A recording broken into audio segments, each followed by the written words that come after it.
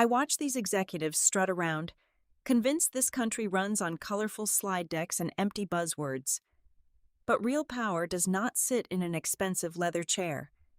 It belongs to the invisible worker holding the final key when the system burns down. Listen closely to what the vice president's arrogant son is about to experience.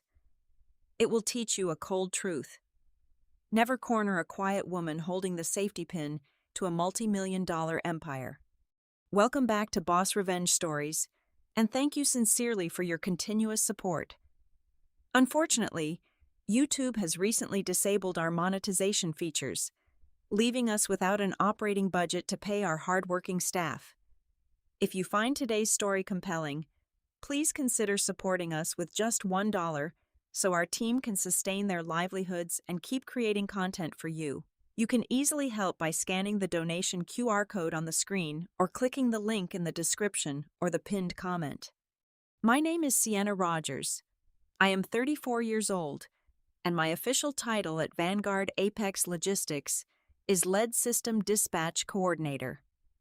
Vanguard is an absolute behemoth of a corporation, a massive transportation conglomerate anchored in the bitter, windswept cold of Chicago. If you watch the slick promotional videos on our website, you will see a utopian vision of modern commerce. They boast about our flawless fleet of tens of thousands of autonomous 18-wheelers and the graceful synchronized dances of warehouse robots, gliding across fulfillment centers from coast to coast. The public sees a well-oiled machine of the future. They do not see the frayed, sparking wires desperately holding it all together behind the drywalls. I am one of those wires. I am certainly not the type of woman you notice stepping into the corporate elevator. I do not wear tailored designer suits or power heels that click authoritatively on the marble floors. My daily uniform consists of oversized, slightly threadbare cardigans that hang loosely off my shoulders, and my fuel is the bitter, burnt drip coffee from the breakroom machine that everyone else in the office refuses to touch. But appearances are intentionally deceiving in the corporate world. While the executives prance around in their glass boxes, I am the central nervous system of this entire empire. I have been here a long time. Since 2015, I have meticulously memorized every single dispatch error code, every endless routing loop, and every phantom glitch that haunts our physical servers. If a robotic forklift suddenly freezes and blocks a loading bay in Nevada, my fingers are already typing the manual override patch before the local floor supervisor even realizes there is a problem. Lately, the atmosphere in the Chicago headquarters has grown suffocating, toxic, and utterly exhausting. Vanguard is enduring a massive, ruthless power transition.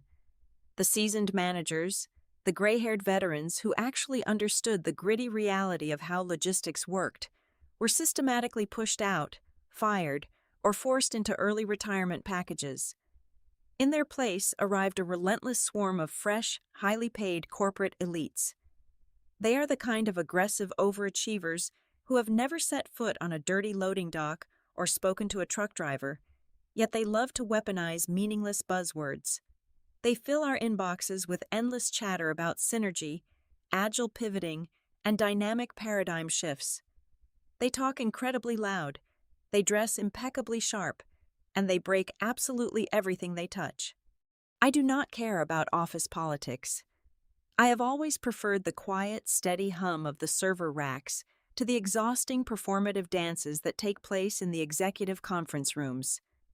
So while the new leadership team spends their days congratulating each other in catered strategy meetings, I sit hidden in my dim, cramped cubicle, frantically catching the live grenades they keep dropping on my network. Every single week, some bright-eyed manager deploys a new, completely untested protocol that immediately triggers fatal system crashes across our grid. And every single week, I quietly rewrite the code, bypassing their catastrophic blunders before anyone upstairs even notices the flashing red alarm lights on their dashboards. I keep millions of packages moving smoothly across the North American continent, strictly because I refuse to let the intricate system I built collapse under the crushing weight of their collective incompetence. The contrast in how this company rewards its people is a bitter pill, and the irony is incredibly thick. Just last quarter, the newly appointed executives rewarded themselves with massive performance bonuses amounting to hundreds of thousands of dollars each. They stood on a stage in the grand lobby, sipping champagne and patting themselves on the back for their brilliant optimization metrics. They were completely oblivious to the fact that the only reason their metrics looked profitable was because I was working 60-hour weeks, silently scrubbing their monumental messes from the mainframe. Meanwhile, down in the trenches, I submitted a standard requisition form for a second computer monitor to help me track the autonomous fleet more efficiently. The cost was exactly $200. My request was swiftly and coldly rejected by the new finance committee. The reason cited on the automated email was a desperate need for aggressive cost-cutting measures. I did not argue. I did not complain to human resources or draft a passive-aggressive reply. I simply closed the email, took a slow sip of my terrible lukewarm coffee, and opened the bottom drawer of my desk. Inside sits a small, battered black notebook. It is my most prized possession. Every time the new management team forces a reckless update, every time they strip away a critical security layer to save a few pennies, I write it down in ink. I document the exact vulnerability, the time and date, and the specific executive who authorized the foolish change. I do not do this out of some petty, vindictive desire for corporate sabotage. Any true technical professional knows that when you are surrounded by reckless drivers who refuse to look at the road, you need to write your own insurance policy. The notebook is merely a survival habit. I am a ghost in this machine, silently holding the fragile backbone of Vanguard Apex Logistics together, just waiting for the day they finally push the system a little too far. The air in the office shifted permanently the day Julian Thorne arrived. Julian was 26 years old, wore custom-tailored Italian suits that cost more than my car, and possessed the aggressively unearned confidence of a man whose father served as the vice president of the board of directors. He did not submit a resume to human resources. He did not endure a grueling 5-round interview process involving technical whiteboards and behavioral assessments. He simply materialized one Monday morning, fresh out of an Ivy League Master of Business Administration program, holding the newly minted title of Director of Automation Strategy. His teeth were blindingly white, his hair was perfectly styled, and he actually insisted that the executive team refer to him informally as the Reform Eagle, a nickname he supposedly gave himself during a lavish corporate leadership retreat in Aspen. Julian viewed the engineering, routing, and dispatch teams not as highly skilled professionals, but as digital manual laborers. To him, we were nothing more than grease-stained mechanics who existed solely to execute his brilliant, overarching thoughts. Instantly, my efficient workflow was violently derailed. Before Julian, I spent my days quietly analyzing server loads, optimizing route algorithms, and maintaining the fragile equilibrium of our massive logistics network. After Julian, I was forced into mandatory daily alignment scrums that easily lasted 2 hours. He demanded we practice energy interactions, a bizarre and humiliating team-building exercise where we had to stand in a circle, clap our hands, and verbally affirm our commitment to Vanguard's aggressive growth mindset. Worse, he revamped our entire internal reporting protocol to make it more modern. Instead of submitting detailed technical logs outlining system latency or network bandwidth issues, Julian required daily progress updates submitted via a specialized mobile messaging app.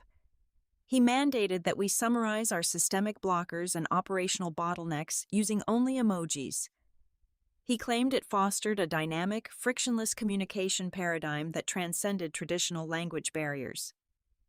Trying to explain a complex database synchronization error using a picture of a sweating face, a turtle, and a broken heart was not just infuriating, it was professionally insulting. The true disaster began when Julian decided to overhaul the core dispatch infrastructure. Without consulting a single senior engineer or systems architect, He unilaterally authorized the purchase of a new, highly experimental artificial intelligence routing software. The price tag was a staggering $4 million. It did not take me long to discover through a simple background search that the vendor was a flashy Silicon Valley startup founded by his former university fraternity brother. When I finally received the architectural documentation for the software, my stomach dropped. The software was entirely cloud-native, heavily bloated with unnecessary graphical interfaces, and fundamentally incompatible with our aging physical mainframes in Chicago. I spent a weekend drafting a 30-page technical brief, explicitly detailing exactly how the new artificial intelligence would overload our legacy servers, cause catastrophic memory leaks, and potentially blind our dispatchers to the autonomous trucks on the highway. I presented the thick binder to him in his climate-controlled, glass-walled office. He barely glanced at the cover, waving his hand dismissively while checking his expensive smartwatch. He told me I was suffering from legacy bias, that I lacked the bandwidth to grasp the big picture, and that I was actively failing to embrace the disruptive paradigm of the future. He did not just ignore my hard work, he actively cannibalized it. Whenever a major system failure occurred because of his reckless implementations, the entire network would freeze. I would spend up to 72 hours straight, surviving on terrible coffee and pure adrenaline, rewriting the core logic and creating emergency patches just to keep the trucks moving and avoid massive financial penalties. Then, at the Friday morning all-hands meetings, Julian would strut up to the podium in front of hundreds of employees. He would project slick, colorful presentations filled with meaningless graphs and take absolute full credit for my emergency patches. He shamelessly rebranded my desperate last-minute coding survival tactics as his proactive strategic pivoting and holistic system optimizations. I sat in the back row, my face completely blank, clapping exactly when everyone else clapped. I remained completely silent. I swallowed my pride, nodded at his ridiculous orders, and went back to my cramped desk. But I was not doing nothing. Every evening, at exactly 5 o'clock, I initiated a secure, highly encrypted protocol. I downloaded every single email Julian sent, every recorded video meeting where he arrogantly dismissed my explicit technical warnings, and every absurd written directive he issued. I encrypted these files with a complex cryptographic key and transferred them to a heavy military-grade external hard drive hidden safely at the bottom of my canvas tote bag. His arrogance reached its absolute suffocating peak on a quiet Tuesday afternoon. I was down in the freezing server room, manually tracing a dangerous latency spike through a tangle of Ethernet cables, when Julian walked in leading a group of 4 wide-eyed summer interns. He was giving them a grand tour of his technological domain, acting like a conquering general surveying his troops. He pointed at me, gesturing lazily with his expensive coffee cup as if I were a mindless exhibit in a corporate zoo. One of the interns, a bright young woman taking diligent notes, asked a legitimate technical question about how the new artificial intelligence software would actually integrate with the physical dispatch nodes across the Midwest. Before I could even open my mouth to explain the very real architectural limitations, Julian interrupted me. He let out a loud, condescending chuckle, adjusted his silk tie, and looked me dead in the eyes with a smirk that made my blood run cold. "Do not bother asking her," Julian said, his voice echoing loudly and sharply in the sterile, humming room. "She is just a digital plumber. Do not try to understand my vision.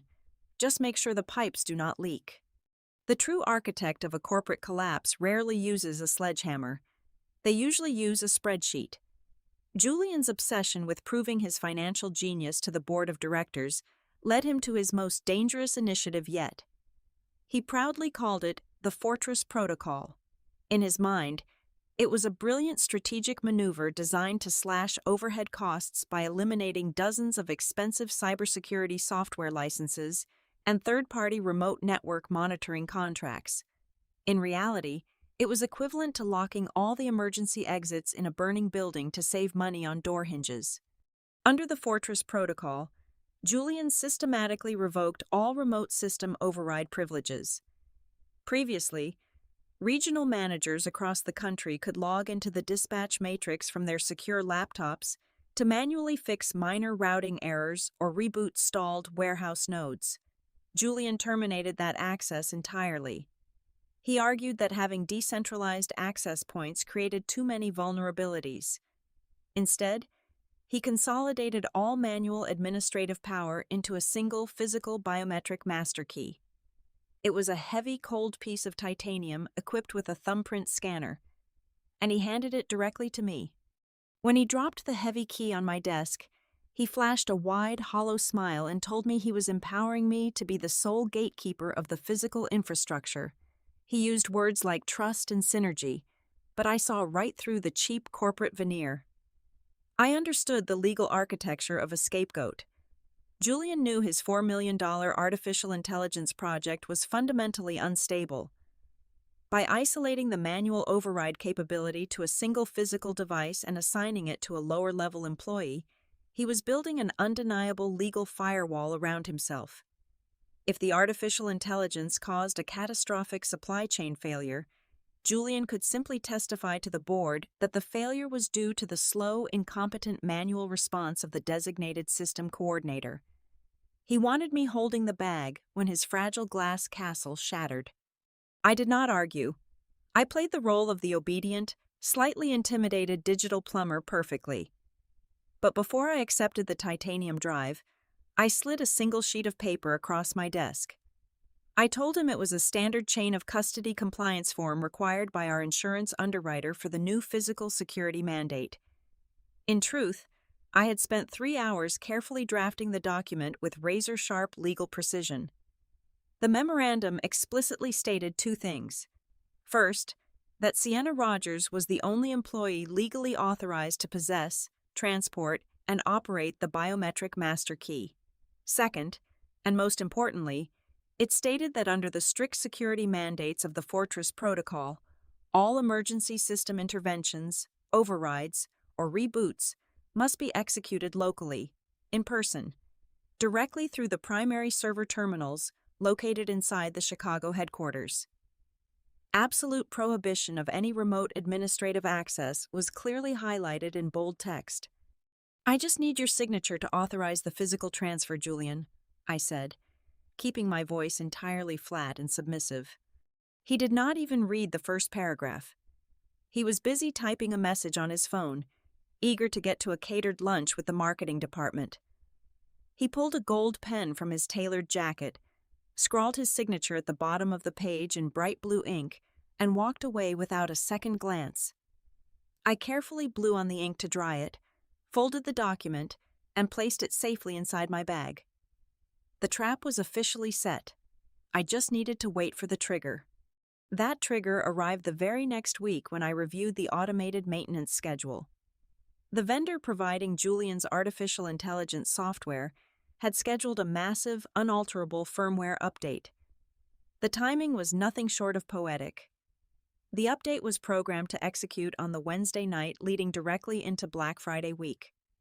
For Vanguard Apex Logistics, Black Friday was not just a busy season, it was an absolute war. We were projected to coordinate the movement of over 50 million packages using 12,000 autonomous trucks and tens of thousands of warehouse robots over a 5-day period. I analyzed the technical specifications of the incoming patch. The new artificial intelligence code was designed to completely re-index our legacy database while simultaneously processing live, real-time holiday routing commands. I knew the physical limitations of our servers intimately. The dual load would create an immediate, catastrophic memory overflow. The system would not merely crash, it would panic, overwrite its own fail-safes, and completely erase the core routing tables across the entire North American grid. It was an inevitable mathematical certainty. On Wednesday evening, while the rest of the office was leaving early to prepare for the long holiday weekend, I sat alone in my cubicle and opened the Human Resources portal. A month prior, Julian had fired the entire Human Resources approval team to save roughly $80,000 a year, replacing them with a cheap, automated script. The script was incredibly basic. It only checked to see if an employee had enough accrued leave balance before approving a request. Because I had spent the last 8 years keeping the company afloat without a single vacation, I had accumulated over 400 hours of paid time off. I selected the option for an extended personal leave, requesting 3 full weeks away from the office, starting immediately. I clicked Submit. Less than 2 seconds later, the automated system sent a cheerful green confirmation email to my inbox. My leave was officially and legally approved. I shut down my computer monitors for the final time. I packed up my battered notebook, the encrypted hard drive containing all of Julian's reckless directives, and the signed memorandum. I slipped the heavy titanium master key deep into the inner pocket of my winter coat. As I walked out of the towering glass headquarters and stepped into the freezing Chicago wind, I hailed a taxi to O'Hare International Airport. I had a long flight ahead of me, and for the first time in nearly a decade, I was smiling. The sun had barely crested the skyline on Black Friday morning when Vanguard Apex Logistics experienced the digital equivalent of a massive cardiac arrest. At exactly 6 o'clock in the morning, the highly touted artificial intelligence update triggered its automated execution sequence. Just as I had predicted, the experimental software ruthlessly attempted to re-index the entire legacy database while simultaneously processing the most aggressive influx of live holiday routing data the company had ever seen. The physical servers situated in the Chicago basement fought valiantly for about 12 seconds before the memory overflow consumed them completely. In a blind panic, the automated failsafes activated, desperately trying to protect the core system architecture. Instead, the conflicting code completely erased the primary routing tables. The real-world consequences were immediate and absolutely apocalyptic. Across the North American continent, 12,000 autonomous freight trucks suddenly lost their navigational instructions. Following their hardwired safety protocols, they immediately activated their hazard lights and pulled over onto the shoulders of major interstates from California to New York. In 50 massive fulfillment centers, the synchronized ballet of logistics turned into instant paralysis. Tens of thousands of automated conveyor belts ground to a violent, screeching halt. Robotic pickers froze in place, dropping thousands of holiday packages onto the concrete floors. The entire physical infrastructure of the company simply stopped breathing. Back in the Chicago headquarters, the atmosphere morphed into pure, suffocating terror. The massive digital maps covering the walls of the Global Operations Center, which usually glowed with a comforting blue light, instantly turned violently red. Sirens began to blare from the ceiling speakers. The financial dashboards updated in real time, calculating the catastrophic damage. Because of the strict delivery guarantees tied to Black Friday vendor contracts, the paralyzed network was costing Vanguard Apex Logistics roughly $3 million every single hour. Julian Thorne burst into the operations center, his face pale and his usually perfect hair disheveled. The arrogant swagger of the self-proclaimed reform eagle had completely evaporated, replaced by the frantic, erratic movements of a trapped animal. He sprinted to a vacant terminal, his hands shaking as he desperately typed in his administrative credentials, attempting to force a remote system reboot and restore the backup routing tables. He hit the Enter key. A massive red warning box appeared on the screen, displaying 2 agonizing words: Access denied. In his desperate attempt to cut costs and consolidate power, Julian had forgotten the absolute finality of his own mandate. The Fortress Protocol had successfully locked everyone out of the system, including him. There were no remote backdoors. There were no digital workarounds. The only way to reboot the mainframe and save the company was to physically insert the biometric master key directly into the primary server rack. Julian frantically spun around, screaming at the terrified floor managers, demanding to know where the lead system dispatcher was. He needed Sienna Rogers, and he needed her right that exact second. When they realized my cubicle was completely empty and my desk had been cleared of all personal items, the panic reached a fever pitch. Julian, sweating profusely through his expensive suit jacket, commanded the information technology department to initiate a company-wide emergency video conference. Within minutes, over 500 frantic employees logged on.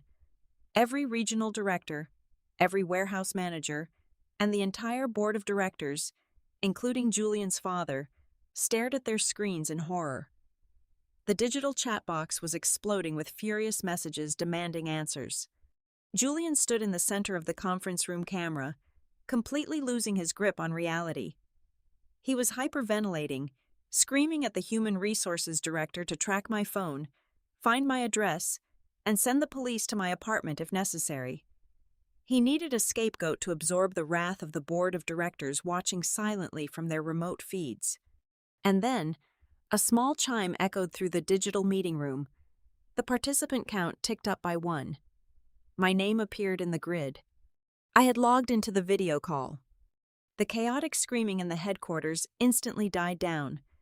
Julian practically lunged at the conference room microphone. He looked like a drowning man who had just spotted a lifeline. But instead of expressing relief or begging for help, his toxic entitlement violently took over. He realized the entire executive board was watching, so he instantly went on the offensive, projecting every ounce of his catastrophic failure squarely onto my shoulders. "Where have you been?" Julian screamed, his voice cracking with hysteria and rage. "This is your fault. The entire grid is down because of your neglected legacy servers. Your stupidity and slowness are destroying the company. I do not care where you are hiding in the building. Get out of whatever corner you are crying in, take the key down to the server room, and plug it in right now." A heavy, suffocating silence fell over the video conference. Over 500 people held their breath, staring at the small black square on their monitors with my name on it. They were waiting for the inevitable. They fully expected the invisible, overworked digital manual laborer to burst into tears, stammer out a pathetic apology, and run frantically down the hallways of the Chicago office to fix the vice president's son's mess. They waited for me to absorb the abuse, just as I always had. My camera flickered to life, illuminating my small black square on the massive digital grid. For a few agonizingly long seconds, the audio feed remained muted. 500 highly paid executives, frantic floor managers, and terrified directors stared at my video feed, completely immobilized by the sheer intensity of the moment. Julian was still panting, his face flushed a dangerous shade of crimson, leaning so close to his laptop that his forehead nearly touched the lens. He was waiting for the inevitable breakdown. He was waiting for me to frantically apologize, to grovel for my job, and to promise that I would sprint down to the basement server room to save his disastrous career. I did not say a single word. I did not offer a single syllable of justification, nor did I display even a microscopic trace of panic. I simply sat there, staring directly into the camera lens. My expression was perfectly blank, smooth, and chillingly calm. I let the heavy, suffocating silence stretch out across the network. I wanted them to feel it. I wanted every single person on that call, especially the board of directors watching from their remote feeds, to absorb the profound emptiness of my reaction. I was not a terrified digital plumber scrambling to fix a leak. I was an executioner watching the trapdoor swing open. The background audio from the Chicago headquarters was a symphony of chaos. I could hear the faint, high-pitched wails of the emergency sirens echoing through their hallways, the rapid clicking of keyboards as engineers fruitlessly tried to bypass the lockouts, and the panicked whispers of management realizing the sheer magnitude of the financial hemorrhage. But on my end of the microphone, there were no sirens. There was no shouting. There was only a deep, rhythmic howling sound, like a massive beast throwing itself against a solid structure. Very slowly, with deliberate and agonizing precision, I reached my right hand forward. My fingers wrapped around the edge of my laptop screen. I did not speak. I simply rotated the entire machine 90 degrees to the left. The hundreds of people watching the feed were suddenly no longer looking at my face. They were no longer looking at the familiar gray fabric of a Chicago office cubicle. The image on their screens resolved into a massive, floor-to-ceiling window pane covered in a thick layer of frost. Beyond the heavy glass, there was no city skyline. There were no gridlocked highways or towering glass skyscrapers. There was only a violent, blinding whiteout blizzard. Massive, ancient spruce trees thrashed wildly in the background, their heavy branches weighed down by feet of freshly fallen snow. The sky was a bruised, impenetrable gray, choked with a storm so fierce it completely obscured the horizon. I kept the camera moving, tilting the lens downward with excruciating slowness. The focus shifted from the raging storm outside to the smooth, lacquered surface of a rustic pine table inside my cabin. The framing settled perfectly on a still life carefully arranged for this exact audience. Sitting squarely in the center of the wooden table was the biometric master key. The heavy titanium device gleamed dully in the low light. Right next to the only key that could save Vanguard Apex Logistics rested a large ceramic mug of hot chocolate, thick wisps of steam curling lazily into the cold air. And tucked neatly beneath the mug, serving as a makeshift coaster, was a crisp, freshly printed copy of a local daily newspaper. The camera was high enough in resolution for everyone on the call to clearly read the bold black ink of the masthead. The text proudly declared the location: Fairbanks, Alaska. I slowly panned the camera back up to my face. I watched the grid of video feeds. I watched the exact millisecond the collective realization hit 500 different human beings simultaneously. I watched the color rapidly and completely drain from Julian's face, leaving him looking like a hollow, terrified ghost.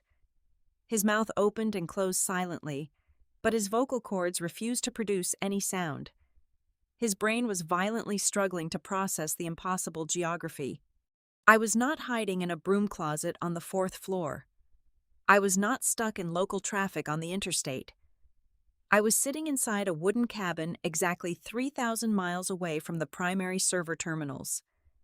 I was completely surrounded by a record-breaking Arctic blizzard, meaning every single commercial and private runway within a 500-mile radius was completely buried under ice and effectively shut down. There were absolutely no flights leaving the state, and there certainly were no flights landing. Julian finally managed to find his voice, though it was nothing more than a pathetic, trembling whisper. "What are you doing? You have to unlock it remotely. You have to log in right now." I did not answer him verbally. Instead, I reached out of the frame and picked up a single sheet of paper. I held it squarely up to the camera lens, pressing it close enough so the autofocus locked onto the text perfectly. It was the Fortress Protocol Memorandum.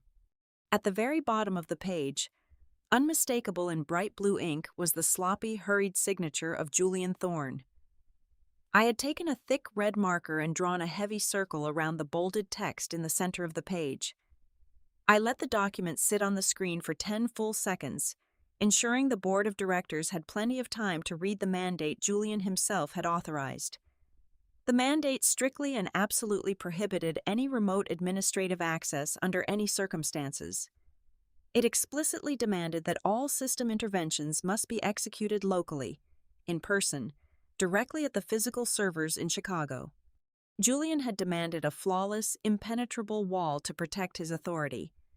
I simply gave him exactly what he asked for, and then I walked out, locking the only door behind me.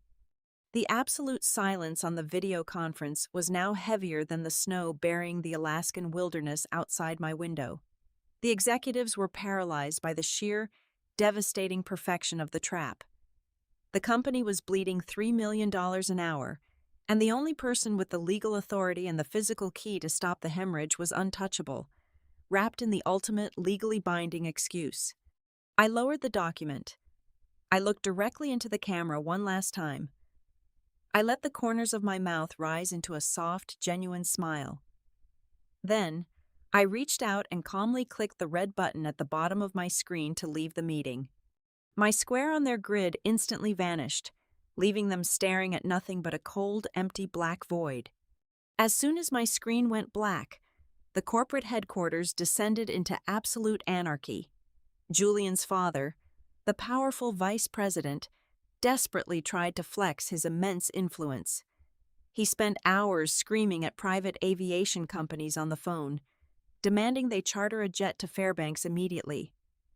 But all the corporate money in the world cannot bribe a catastrophic weather system. The aviation authorities had completely grounded all flights across the entire region. There was no escape, and there was no rescue. Within the first 24 hours of the blackout, Vanguard Apex Logistics bled over $80 million in severe vendor penalties, lost contracts, and paralyzed supply chains. With the system completely locked down, the legal and compliance departments were forced to launch an immediate internal audit to determine liability. It did not take them long to discover the highly encrypted external hard drive I had quietly linked to the Human Resources server archive before I left. When the legal team cracked the encryption, they found the absolute motherlode. Every single one of my documented technical warnings regarding the dangerous artificial intelligence software was right there. Every dismissive, arrogant email Julian had ever sent me was neatly categorized. And most devastatingly, they found a pristine digital scan of the Fortress Protocol Memorandum, bearing Julian's own hurried signature in bright blue ink. The paper trail was absolutely flawless. Julian had constructed his own legal guillotine, sharpened the blade, and willingly laid his own head upon the block. He could not blame the digital manual laborer anymore. The board of directors acted with ruthless corporate efficiency. In a desperate bid to save the rapidly plummeting stock price, they immediately convened an emergency session. They decisively stripped Julian's father of his executive voting rights, neutralizing his protective power entirely. Then, they ordered a company-wide video broadcast. While Julian was physically down in the basement, loudly screaming and threatening to smash the locked physical server racks with a red fire extinguisher, the chief executive officer terminated his employment effective immediately on the live feed for every remaining manager to see. Julian was forcefully escorted out of the glass building by corporate security, left shivering in the cold without his access badge or his pride. It took 5 excruciating days for the Alaskan blizzard to finally break. On the 6th morning, a black private vehicle rolled up the snow-packed driveway of my rented cabin. I watched through the frosted glass as the chief executive officer of Vanguard Apex Logistics and the global head of legal stepped out into the brutal -20 degrees Celsius air. They did not wear their expensive power suits. They wore thick winter parkas, their faces pale and desperate, shivering violently as they stood on my wooden porch. I opened the heavy front door, holding a warm mug of coffee in one hand and the cold titanium biometric key in the other. "We need you to come back to Chicago right now," the chief executive officer pleaded, his teeth literally chattering in the freezing wind. "Please, just name your price." "I assume you brought the digital contracts," I replied calmly. "I did not order them inside." I dictated my terms right there on the frozen porch. I demanded a 500% increase to my base salary. I demanded massive retroactive financial compensation for assuming the extreme legal liabilities of the Fortress Protocol that Julian had forced upon me. Finally, I demanded Julian Thorne's completely vacant, glass-walled corner office on the top executive floor. They were losing $3 million every single hour I stood there talking. They signed the digital contracts on their frozen tablets without a single second of hesitation. The ending of this story is remarkably quiet. I flew back to Chicago on the luxurious corporate private jet. I walked into the panicked, exhausted headquarters, swiped my brand new executive access badge, and took the elevator down to the basement server room. I walked up to the primary mainframe, placed my thumb on the scanner, and inserted the heavy titanium key. Instantly, the massive room was bathed in the comforting blue glow of rebooting servers. The disastrous artificial intelligence patch was successfully overridden, the legacy routing tables were securely restored, and 12,000 autonomous trucks safely fired up their engines across the country. I did not stay in the basement to accept the applause or the tears of relief from the engineering floor. I simply took the elevator up to the top floor, walked into my massive new corner office, and sat down in Julian's ridiculously expensive leather chair. I took a slow sip of my coffee and looked out over the sprawling city skyline. Sometimes, the most brutal, unforgiving revenge you can ever inflict upon a toxic corporate empire is not sabotage. It is simply following their rules perfectly, stepping completely out of the way, and letting the absolute fools destroy themselves. Thank you so much for listening to my story today. I would love to know where in the world you are tuning in from, so please let me know in the comments section down below. If you found today's story entertaining and satisfying, please consider helping our channel out with just a $1 donation. You can easily scan the donation QR code on your screen right now, or click the link in the description or the pinned comment. Your generous support goes directly to paying our incredible staff, helping them feed their families, and allowing us to continue creating great stories for you every single week. Have a wonderful day.